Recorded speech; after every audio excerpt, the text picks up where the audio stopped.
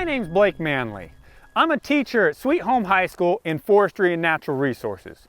One of my jobs is to introduce students to career paths that they don't get to see in the everyday classroom. So join me as we shadow professionals working in their everyday jobs. On this episode, we will be following Kyle Jones, owner of Jones Sport Fishing. He will be taking us out to Buoy 10 on the Columbia River to explore the career of being a professional guide. So join us right here on Manly Jobs. Look at that.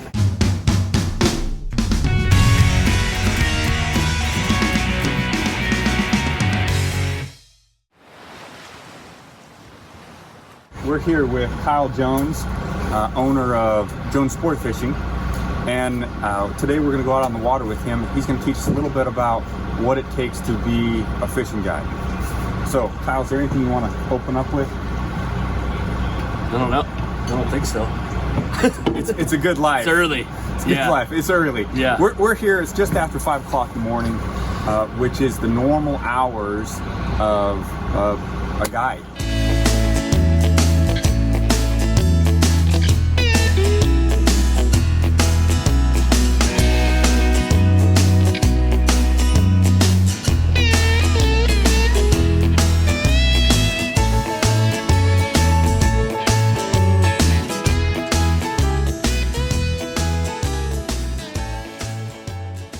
We are fishing.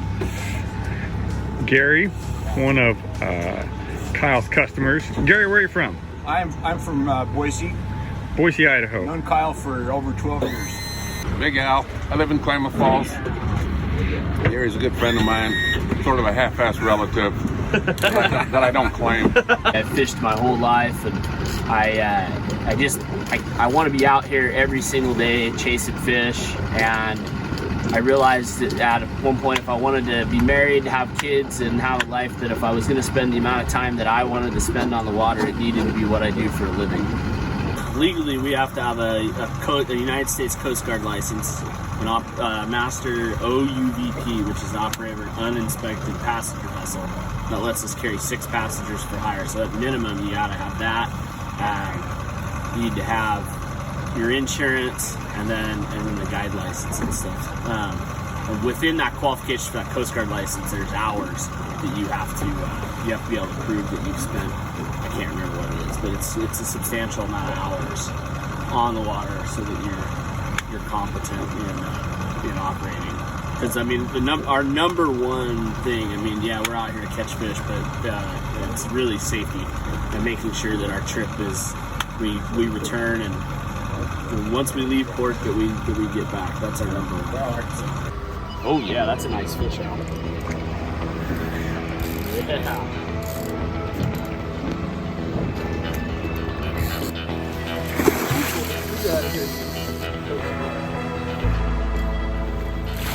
Nice job. Oh, there we go. Nice. Try to get out of there. Good job. There's a good one. Yeah, nice job, buddy. Beauty. All of the bookwork stuff is incredibly important, and when I first started, I didn't really realize how much that would actually take up my time, and getting started correctly is huge. Keep an eye out for sea lions. I got 23 feet out. Yeah, holy cow, look at the size of that sucker. He's huge. Huh? Got kelp. Yeah.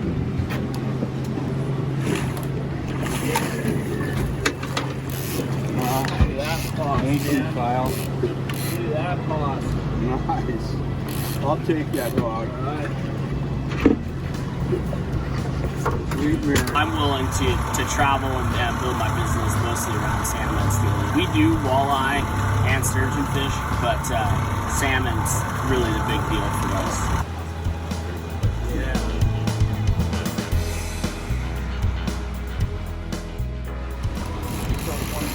Somebody else just have to reel it in.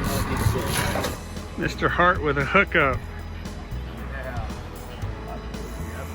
Oh, that's a beautiful fish, man. Beautiful. All right. Oh, that's a beautiful fish. All right. Nice job, Blake. I mean, that's awesome. Yeah. I'm giving the wrong guy the credit. You know, it's okay. Things don't always go as planned. For example, we hooked this 25-pound king, and as you'll see, nature won.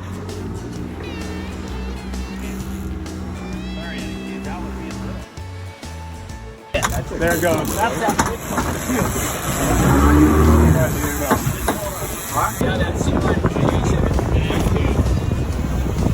But a good guide always keeps his customers happy and in the fish.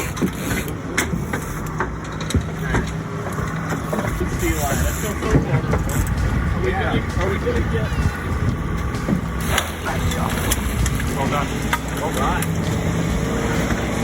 Yep. Yeah. All right.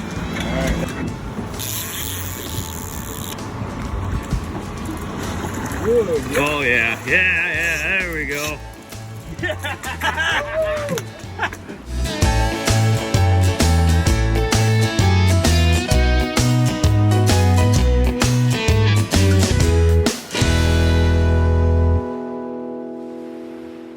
First thing I like to do, you always got to start with a sharp knife.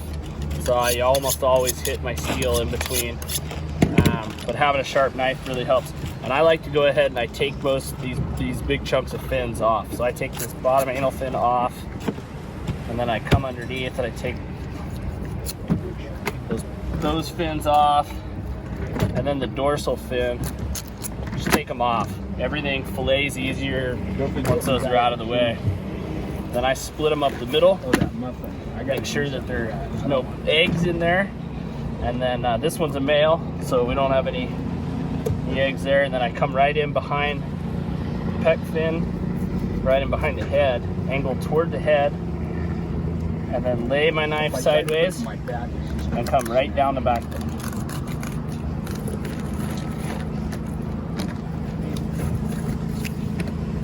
And I like to cut a little slice in the tail there to make it easier to hold on to.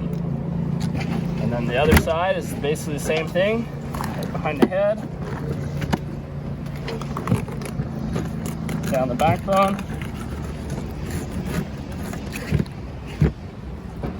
good hand hold, and off with the side. And then here's where some people get a little twisted up, is pulling off the rib bones. So you just want to make a real shallow cut right in here, get just barely underneath the ribs there, and you're almost angling your knife back up, trying to keep as much meat on the fillet as possible. Carve those off, and then I always leave this belly chunk on here, because that's the absolute best eating part of the fish. So, Awesome. done.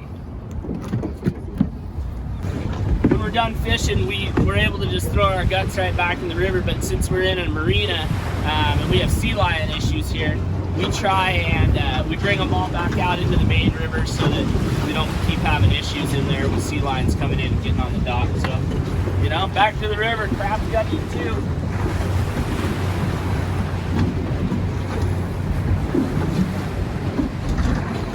So as a full-time guide, working somewhere between 150, you know, around 150 days a year on the water.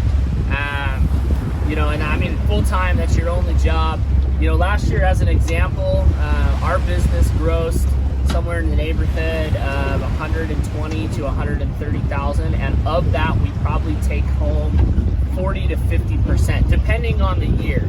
You know, some years if we lose a motor, we blow up a motor, we can quickly be in a situation where we're not obtaining very much of our earnings. But on a good year where everything goes right, you know, you can, and you're working hard, and it takes time. It takes time and patience to build up a business, you know. And so we're 10 years into this, so we're to a point where, you know, we're probably taking home anywhere between 40 to 80 grand a year, depending on what kind of year we have. This is our sole business for our family. My wife, she works in the business. She runs the books, answers the phones, all that stuff. And we are continually growing as well. We're always looking for ways to grow our business, and and we're not extravagant people. We live simply. We're country folk. That doesn't mean that we don't like to make money. It's a great way to earn a living and be outside every day. And we take some bumps and bruises. It's a lot like farming, and we have good years, we have bad years. As Kyle stated, you need some qualifications in order to be a guide. First of all, you need your United States Coast Guard license. You need your guide license to take people fishing out on the water. You need your master operator uninspected passenger vessel. You also need to be good with books and bookkeeping to keep track of where the money's at. You need to have good social networking skills. That's the main way he advertises. And by golly, you better be able to pass a drug test and not be drunk on the water. Okay, so to sum up our adventure, it was phenomenal. This is not an easy job. As Kyle spoke about, it's a very difficult job. The hours are long, but if you love to fish, if you love being on the water, this is a career that you should seriously consider. And it does make a good family wage job.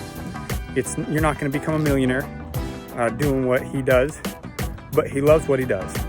And I think that's evident. And so as we kind of come to a close, this is a job many of you should consider. Up next, we will be learning the art of falling trees in the 21st century.